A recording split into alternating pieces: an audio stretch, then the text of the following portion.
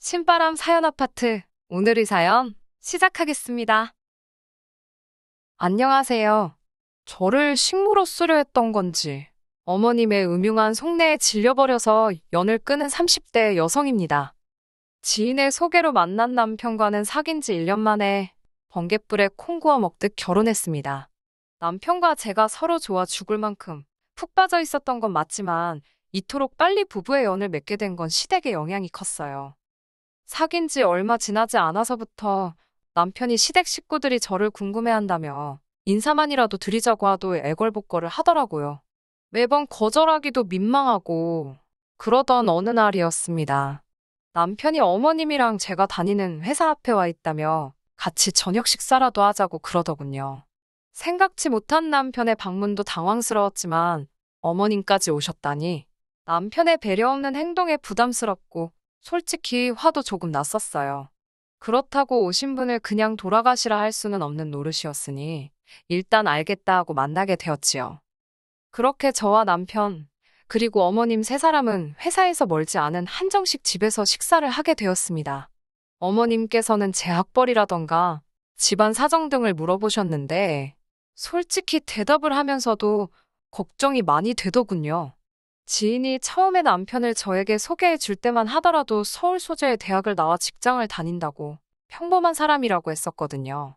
저는 그때만 해도 서울 소재의 대학이 한 손 안에 꼽을 법한 명문대를 뜻할 거라곤 예상하지 못했고 직장이 대기업일 거라고도 생각지 못한 채 그대로 소개팅에 나갔습니다. 남편에 대해서 보다 확실하게 알게 된 저는 혹시나 싶어 남편은 저에 대해 어떻게 들었냐 물었습니다. 그리고 역시나 제 예상대로 대학 나와서 직장 다닌다고 그렇게만 들었더라고요. 제가 서울에서 대학을 나온 건 맞지만 회사 규모나 이런 거 저런 걸로 따졌을 땐 남편 조건에 한참 미치지 못했기에 괜히 제가 거짓말을 한 것처럼 움츠러들더군요. 얼마 대화는 나눠보지 못했지만 남편에게 첫눈에 호감을 느꼈던 저로서는 아쉬움을 뒤로한 채 남편에게 솔직히 털어놓았어요. 서울 소재의 여대를 나와서 지금은 중소기업에 다니고 있다고요. 그런데 남편은 그 직장도 좋지 않냐며 오히려 자기를 낮추고 저를 띄워주는 식으로 대화를 이끌어 나갔습니다. 그리고는 자기는 제가 마음에 든다며 진지하게 만나보고 싶다고 하더군요. 아무튼 사정이 그렇다 보니 어머님께서 제 호구조사를 하실 땐 긴장이 될 수밖에 없었어요.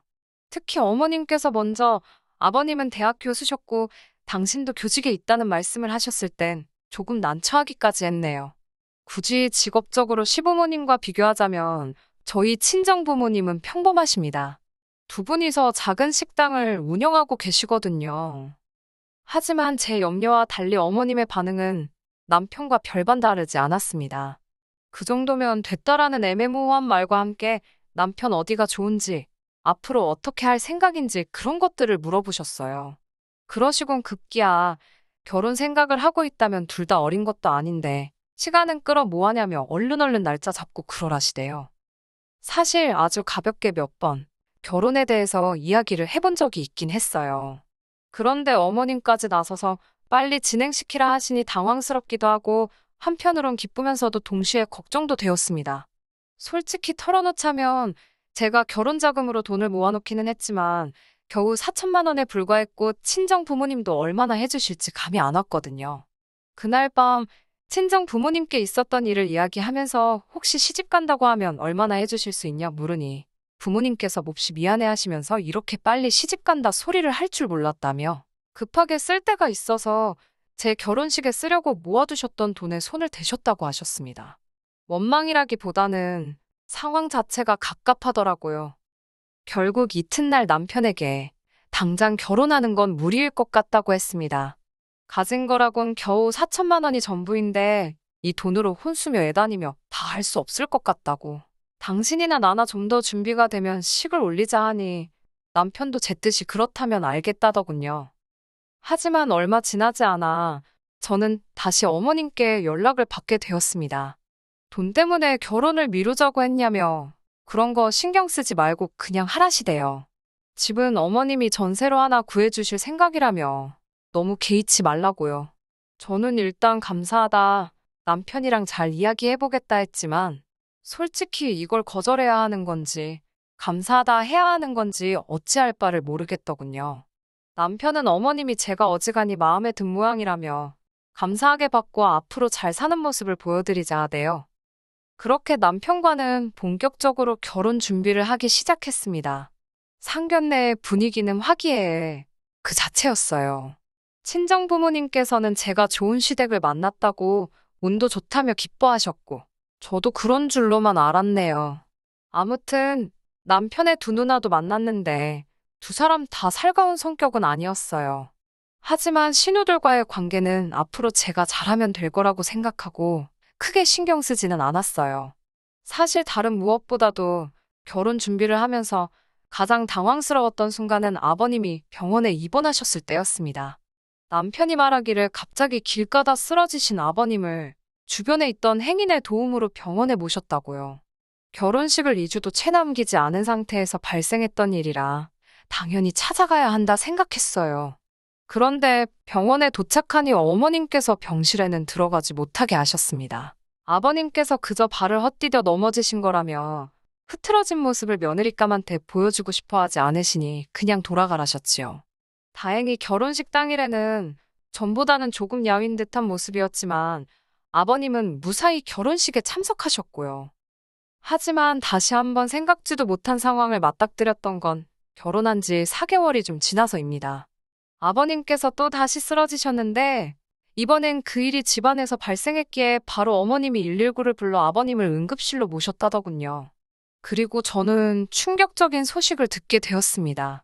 아버님 병실에 가져다 놓을 화병에 물을 채우기 위해 잠시 자리를 비웠다가 돌아오는데 병실 밖으로 어머님과 신우 둘의 대화 소리가 들리더군요. 엿들을 생각은 없었는데 세 사람이 얼마나 조용하게 쑥덕거리던지 비밀 이야기를 한다는 게 불보듯 뻔한 일이었어요. 평소라면 저도 나름대로 제가 왔다는 기색을 냈을 텐데 어쩐지 그날만큼은 그런 생각보다는 무슨 이야기인지 엿듣고 싶더라고요. 세 사람은 아버님의 병에 대해서 이야기를 나누고 있었습니다. 제가 여기다 병명이라도 적으면 바로 누군지 알아보는 사람이 있을 것 같아서 구체적으로 적을 순 없지만 아버님은 타고날 때부터 어떤 질환을 가지고 계셨던 모양입니다. 그리고 그 병은 아들인 제 남편에게도 유전이 되는 거였고요. 너무 놀란 제가 복도 안쪽에 몸을 숨기고 핸드폰에 아버님의 병명으로 의심가는 것들을 찾아보기 시작했습니다. 찾아보니 다행히 아버님이 당장 어떻게 되시는 병은 아니었고 이게 자식한테 꼭 되물림이 되는지는 아직 제대로 연구되지 않았다고 나오더군요.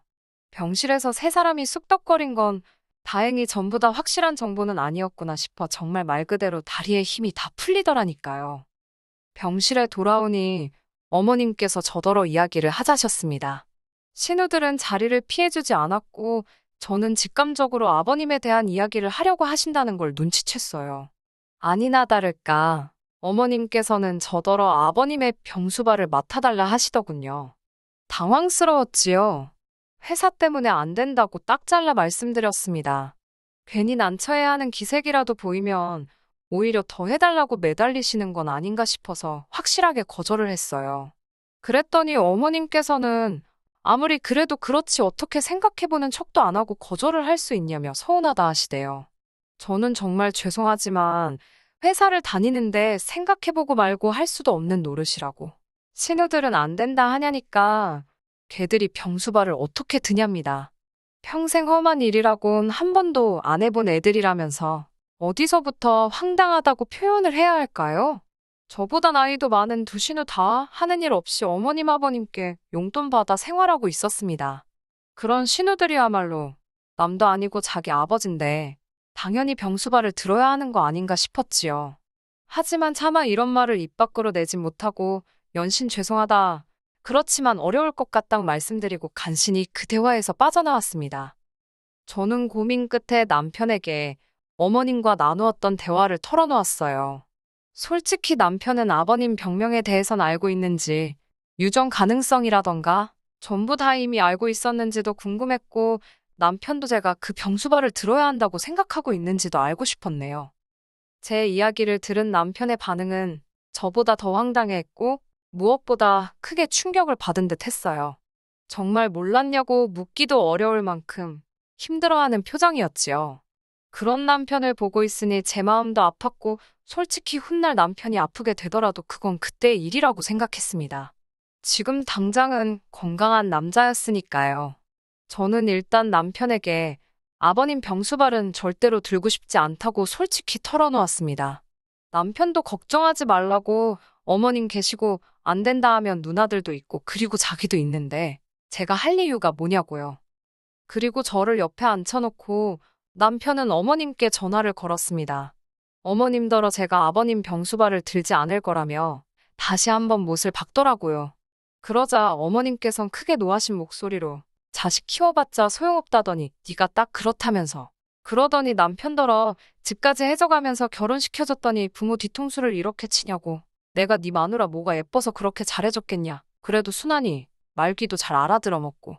한마디로 부리기 좋을 줄 알아서 절 받아주셨다는 뭐 그런 말씀을 하고 계시더군요. 그러더니 급기야 어머님께선 머리 검은 짐승은 거두는 게 아니라더니 그 소리를 듣고 처음에 저는 갑자기 왜 이런 말씀을 하시나 싶다가 순간 설마 싶어 남편을 쳐다봤습니다. 남편 얼굴이 벌겋게 달아올랐더라고요. 전화가 끊어지고 남편에게 추궁해 이게 다 무슨 일이냐 물었습니다. 그러자 남편이 멋쩍게 웃더니 저더러 놀라지 말라면서 실은 어머님이 친어머니가 아니라는 이야기를 하더라고요. 놀라지 않겠다고 했지만 정말 크게 놀랐지요. 남편이 말하기를 남편을 낳고 얼마 되지 않아 친어머니께서 세상을 뜨셨답니다. 그리고 얼마 지나지 않아 혼자 아이를 키우기 어렵다 판단하신 아버님께서 지금의 어머님과 재혼을 하셨다고요. 신우 둘은 어머님이 첫 번째 남편과의 사이에서 낳은 자식들로 다시 말해 아버님의 친자식들이 아니었어요. 아무리 친자식이 아니라고 해도 이제껏 같이 산 정이 있는데 남편 또한 저와 같은 생각을 하는 눈치였습니다. 게다가 남편 말로는 어머님께서 얼마나 남편과 아버님 사이를 이간질해댔는지 나중엔 누가 가르쳐 주지도 않았는데 남편 스스로 어머님에게 잘 보이려고 애를 많이 썼답니다. 아버님은 어차피 자기 편을 들어주진 않으시니 어머님하고라도 잘 지내야겠다 싶어서요.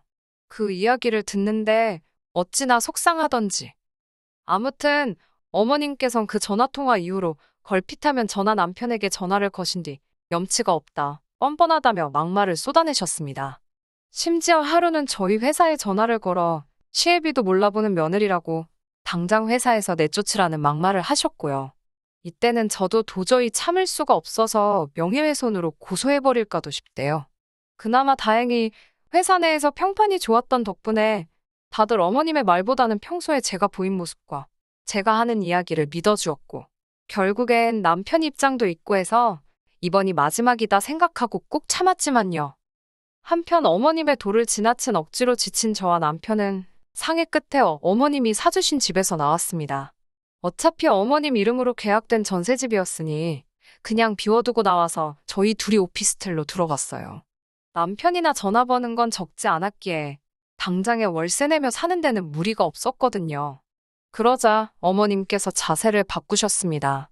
윽박 지르고 화를 내시던 어머님께서 당신이 언제 그랬냐는 듯이 불쌍한 척을 하시더라니까요. 견디다 못한 제가 간병인을 부르시면 어떠냐 하니 멀쩡한 며느리가 있는데 못하러 생판 남한테 아버님을 맡기냐며 저더러 그런 소리 하는 게 아니랍니다. 정작 아버님한테 진짜 관심이 없는 건 신우들이었는데 저만 아주 못된 사람이 되어가고 있었지요. 그러던 어느 날 어머님이 연락도 없이 저희 집에 찾아오셨습니다. 남편도 저도 집에 있었는데 어머님은 남편도 있을 거라곤 예상치 못한 눈치였어요. 하지만 당황한 기색도 잠시. 얼마나 중요한 이야기라도 하시듯 어머님은 소근소근 당신이 곰곰이 생각을 하다 기억이 났다면서 상견례 때 저희 어머니가 하신 이야기를 언급하시더라고요. 상견례 당시 양가 어른들끼리 요새는 뭐하고 지내시냐. 그런 이야기가 나왔고 친정어머니께선 요양보호사 자격증을 땄다는 말씀을 하셨거든요. 제가 알기론 친정어머니가 그 자격증으로 큰돈을 벌겠다. 그런 의도는 전혀 아니시고 훗날 친정아버지가 편찮기라도 하시면 당신이 도움이 될 수 있지 않겠나? 그런 생각으로 따셨다고 들었어요. 그런데 그 이야기를 하시면서 너네 엄마, 이 소리도 아주 들을 때마다 짜증이 납니다. 배울 만큼 배웠다는 양반이 걸핏하면 말끝마다 너네 엄마, 너네 엄마. 그날은 저도 너무 짜증이 나서 너네 엄마라고 하지 마시라고 사돈이라고 하시라고 한마디 싸붙였네요. 그러자 어머님께선 저를 매섭게 노려보시더니 알겠다 하시는 말과는 달리 이후로 아예 호칭을 생략하고 말씀하시더군요. 아무튼 친정 어머니를 언급하시면서 당신이 저희 어머니를 고용하겠답니다. 저는 처음에 어이가 없어서 저희 어머니를 고용하신다니 그게 무슨 소리냐 되물었고 어머님께서는 다시 한번 내가 니네 엄마 돈 주고 쓴다고 그러시는 거예요. 저는 됐다고 말도 안 되는 소리 하지 말라 했어요. 남편도 어머님 떨어 제정신이냐고 사돈을 돈 주고 쓰네만에 그런 소리가 어딨냐고 그리고 어떻게 장모님이 아버지 병수발을 드냐 했더니 원래 요양보호사 같은 직업이 그런 거 하는 거라며 당신도 찾아봤답니다. 그러면서 원래 배운 거 없는 사람들이 남의 똥오줌 받아내며 돈 버는 거라고 그러시대요. 저희 어머니를 모욕하는 어머님의 말에 저는 이성의 끈을 놓치고 말았습니다. 저는 어머님을 똑바로 보고는 그 시절에 고등학교까지 나온 저희 어머니랑 요즘 같은 시절에 날라리 짓거리 하느라 고졸도 못한 큰 신우랑 누가 더 배운 거 없는 거냐 사붙였습니다. 어머님 이론대로면 신우는 평생 남의 똥오줌이나 만져가며 돈 벌어야겠다고요. 저는 어머님께 어머님 직업이 얼마나 고귀하다 생각하시는 건지 모르겠지만 세상에 자기 힘으로 벌어먹고 사는 사람들 모욕할 자격은 누구한테도 없다고 말 조심하시라 했습니다. 정말 수준 떨어져서 아예 대화도 하고 싶지 않다고 평소답지 않게 세게 나갔어요. 남편도 저더러 말 잘한다며 어머님께 이 사람이 틀린 소리 하나 안 한다고 아버지 병수발은 어머니든 누나들이든 그쪽에서 알아서 하라 하대요. 그리고는 거의 어머님을 집에서 밀어내듯 내보내고 문을 잠궈버렸습니다. 이후로는 상상하신 일이 그대로 벌어졌습니다. 어머님은 물론이고 신우들까지 나서서 특히 큰 신우는 제가 한 말을 어떻게 전해 들었는지는 모르겠지만 저더러 경우도 없는 X라며 욕을 해댔어요. 아무리 경우가 없어도 아픈 아버지 모른 척하는 너만큼 경우가 없겠냐고 받아치니 지도 할 말이 없는지 상욕만 연신 해대더군요. 정말이지 수준 떨어져서 남편은 이 모든 상황이 씁쓸하다 했습니다. 하지만 남편도 병간호는 하고 싶지 않다 했어요. 성장 과정에 있어 아버님께선 어머님께 푹 빠지셔서는 남편은 나몰라라 하셨다고요. 자기가 성별만 남자지 신데렐라가 따로 없었다면서. 돌이켜 생각해보면 아버님이 어떤 증세를 보이기 시작하면서 어머님이 자기한테 친한 척 하시고 그러다 제 존재를 알고 결혼도 추진하신 것 같다고 생각할수록 너무 어이없고 분하답니다. 그래도 남편이 어머님 덕에 저랑 빨리 결혼했다며 평생을 통틀어 그거 하나 감사하다대요. 이후로 저희는 어머님과는 완전히 연락을 끊었습니다. 솔직히 어머님과 남편이 따로 연락을 주고받는지 저는 모릅니다. 그래도 같이 산 세월에 정이 있는데 한순간에 틀어질까? 저는 겪어본 적 없는 인간관계라 잘은 모르겠어요. 적어도 남편이 저에겐 아무 말도 없고 병수발에 대해서는 아예 입도 뻥긋하지 않으니 더 이상 캐묻지도 않으려고 하지도 않을 생각입니다. 남편이 그런 말은 하더라고요. 아버님이 저러다 돌아가셔도 자기는 절대 재산 포기 안 하고 자기 목숨 받아낼 거라고요. 이 말을 하던 남편은 악에 바친 것 같았는데 저는 남편이 어떤 결정을 내리든 그걸 지지해줄 생각입니다. 남편과 저는 이제 영원한 한 팀이니까요. 끝까지 들어주셔서 감사합니다. 오늘의 사연은 여기까지입니다. 구독과 좋아요, 알람 설정 부탁드리고 더 좋은 사연으로 다시 찾아뵙겠습니다. 감사합니다.